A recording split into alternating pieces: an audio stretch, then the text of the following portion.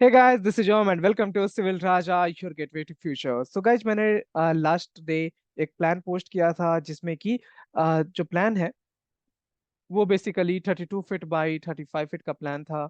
And उसमें हल्के से चेंजेस के बाद यानी बहुत ही माइनर चेंजेस के बाद वो प्लान जो है वो फाइनलाइज हो गया है। And it gives me immense happiness कि एक बार में कोई प्लान फाइनलाइज हो जाए।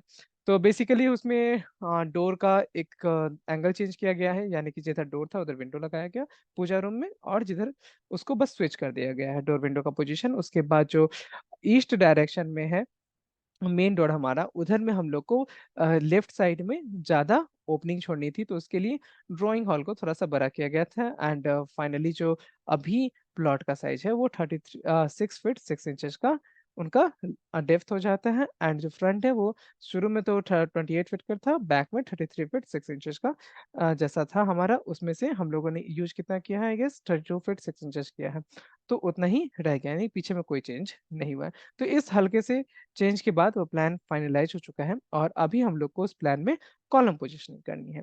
तो चलिए चलते हैं अपने स्क्रीन पे और इस पर्टिकुलर प्लान की कॉलम पोजीशनिंग करते हैं। तो जी, जो हमारा प्लॉट का साइज है अभी 32 फीट 7 इंच और इधर में 33 फीट 6 इंचेस का है। यहाँ पे मैं तो दो टाइप के कॉलम लूंगा और बाद में जाके एक और कॉलम बनाऊंगा मैं 10 बाई 10 का भी। अब फिलहाल जो मैं कॉलम का साइज ले रहा हूँ, जो एक टेंटेटिव साइज बोल सकते हो आप, या बोल सकते हो ट्रायल साइज है, वो 10 बाई 16 का लेके चलूंगा। उसके बाद जो डिजाइन होगा, यानी कि स्ट्रक्चरल डिजाइन में फाइनल हो पाता है कि आपका कॉलम का एग्जैक्ट साइज कितना होना चाहिए एंड उसमें रेनफोर्समेंट कितने होने चाहिए, ये सब कुछ स्ट्रक्चरल डिजाइन के बाद ही निकल के आता है। लेकिन जब तक का एज एन आर्किटेक्ट आप अपने स्ट्रक्चरल इंजीनियर को या फिर क्लाइंट को डायरेक्टली नहीं देंगे कि कितना साइज का लगभग होना चाहिए, थंब रूल के बेसिस पे हम लोग को साइजेस देने होते हैं, तो वो थंब रूल के बेसिस पे कितना होना चाहिए वो आप नहीं देंगे तो वो आगे काम प्रोसीड नहीं कर पाएगा या फिर उसको दिक्कत होगी। तो क्योंकि ये फ्लोर अभी बनने वाला है B+G+1, और बाद में जाके इसमें एडिशनल 2 फ्लोर और बन सकता है, यानी कि या फिर 3 फ्लोर भी बन सकता है, तो हम लोग इसको एक 5 महला बिल्डिंग यानी कि G+4 के लिए लगभग प्लान करके अभी ही बना रहे। तो बाद में जाके आप बीम के साइजेस बना सकते हो, फ्यूचर कॉलम के साइजेस डिसाइड कर सकते हो कि, लेकिन जो इनिशियली जो आप ग्राउंड लेवल पे काम करना है, जैसे कि आपका फुटिंग का साइज हो गया या फिर आपका जो लाइक लोअर कॉलम्स है उनके साइज हो गए, उनके साइज को भी आप अभी फ्यूचरिस्टिक गोल के साथ ही प्लान करते हैं, तो आपका जो काम है वो काफी आसान होता है, यानी कि बाद में जाके स्ट्रक्चरल स्टेबिलिटी में हेल्प करता है। अदरवाइज कभी कभी स्ट्रक्चर फेल कर जाता है जब कॉलम नीचे के उतने स्ट्रांग नहीं होते हैं। तो हम लोग को फ्यूचर में ये कितना एक्सटेंड हो सकता है, कितने फ्लोर तक जा सकता है, ये सारी चीजें इनिशियली ही सोच के उसके अकॉर्डिंग काम करना होता है। आई होप आपको ये सारी चीजें क्लियर हो गई होंगी। अब चलते हैं हम लोग अपने कॉलम पोजिशनिंग के ऊपर।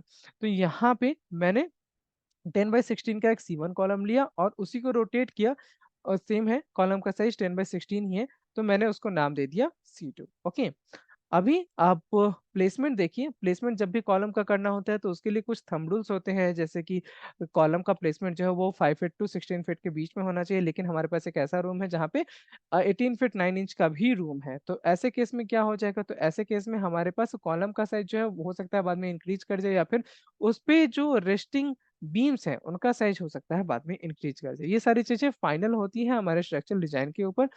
लेकिन अभी क्लाइंट ने मुझे स्ट्रक्चरल डिजाइन के लिए नहीं बोला है, तो मैं यहाँ पे सिर्फ कॉलम पोजीशनिंग कर रहा हूँ।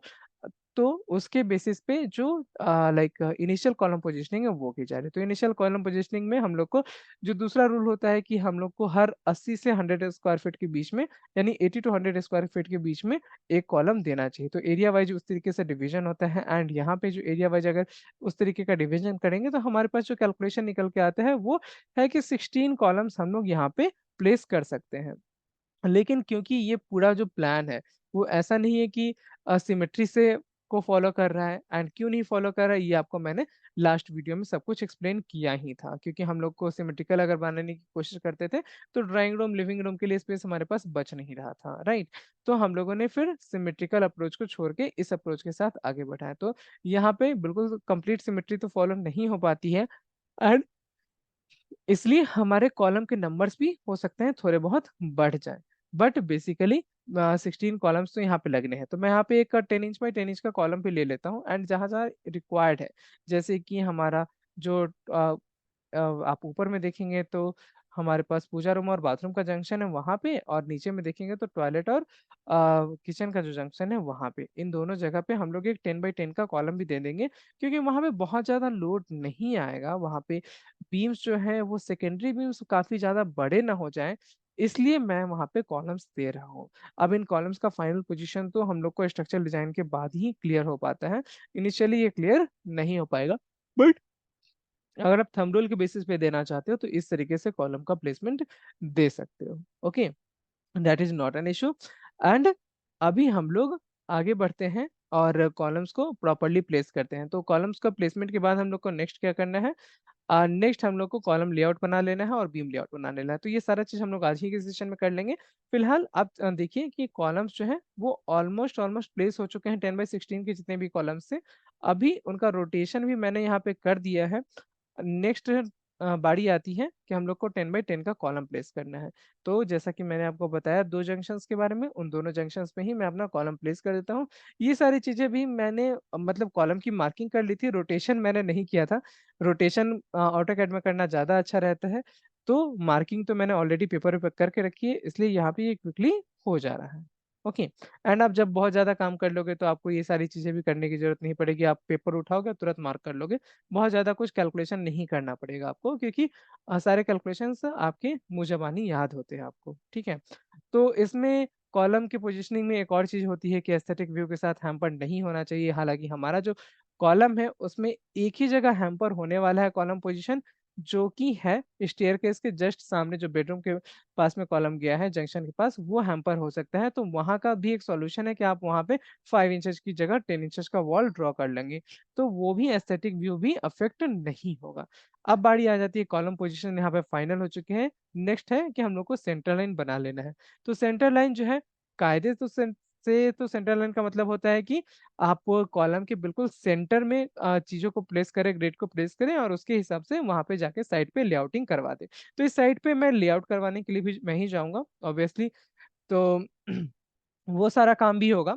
लेकिन फिलहाल के लिए जो आपको मेन चीज है जो प्रैक्टिकली प्रॉब्लम क्रिएट करता है वो मैं आपको बता देता हूँ। तो आप सेंटर लाइन में सेंटर पकड़ के कॉलम कर सकते थे तब जब आपके पास एक स्क्वायर कॉलम होता है, तब अलाइनमेंट सेम होती है, एंड उसके बेसिस पे हम लोग सेंटर जो है वो अच्छे से प्लेस कर पाते हैं। लेकिन अभी जब कॉलम की साइज अलग अलग होते हैं या फिर कॉलम का अलाइनमेंट अलग होता है, जैसे कि इस पर्टिकुलर केस में है, तो आप यहाँ पे सेंटर ग्रैब नहीं कर सकते, क्योंकि सारे कॉलम का सेंटर अलग अलग है, एंड उसके हिसाब से अगर आप मार्किंग करने जाओगे तो काफी टाइम टेकिंग हो जाएगा। तो हम लोग क्या करते हैं कि एक सेंटर लाइन का जो प्लेसमेंट वो कुछ इस तरीके से करते हैं कि उस सेंटर लाइन के एक साइड में एक इक्वल जो एंड है वो रहे। यानी कि आप देख सकते हो कि यहाँ पे मैंने 5 इंच का गैप लिया, तो एक साइड में तो 5 इंच डेफिनेटली है, दूसरे साइड में कहीं पे 16 - 5 यानी कि कितना हो जाता है, 11 इंच है किसी कॉलम के लिए, वो 10 - 5 यानी कि 5 इंच हो जाएगा। तो इस तरीके से यहाँ पे गैपिंग निकल के आती है। तो वो सारी चीजें भी हम लोग को बाद में कॉलम मार्क कर देनी होती हैं। अभी मुझे लेआउट करवाना है तो कोई प्रॉब्लम नहीं है, मुझे तो आइडिया रहेगा ही कि कहाँ पे क्या है, इसलिए मुझे ये प्रॉब्लम बाद में नहीं आएगी।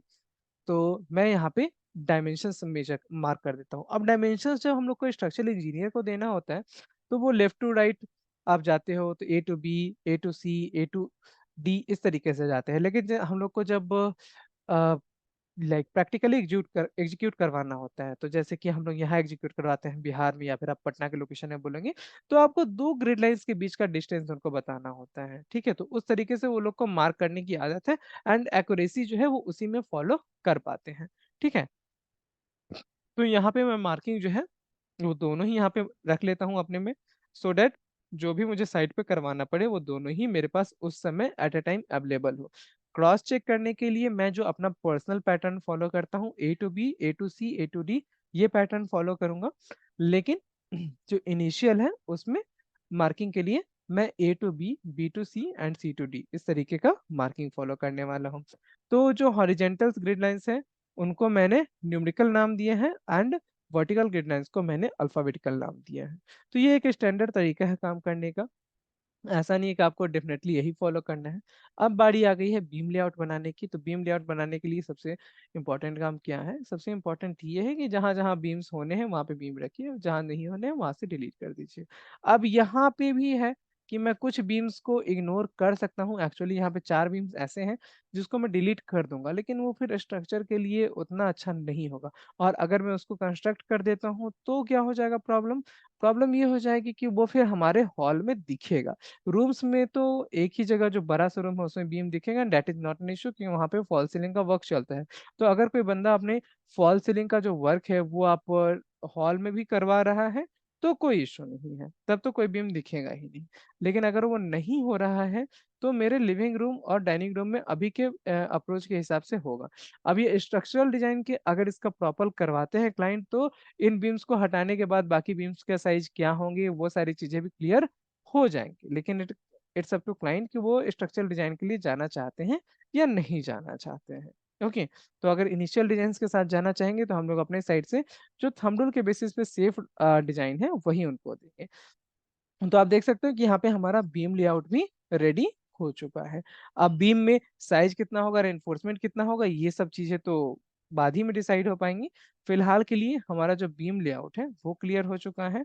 देन हमारे पास कॉलम का पोजीशन भी क्लियर हो चुका है। अब बारी है कॉलम को नेम आउट करने की। तो मैं सारे कॉलम्स को नेम दे दूंगा। तो मैंने हॉरिजेंटली 10/16 को, यानी कि जिधर हॉरिजेंटल 16 और वर्टिकल 10 इंच है उसको C1 दिया है, जिसमें हॉरिजेंटल 10 और वर्टिकल 16 इंच है उसको C2 दिया है।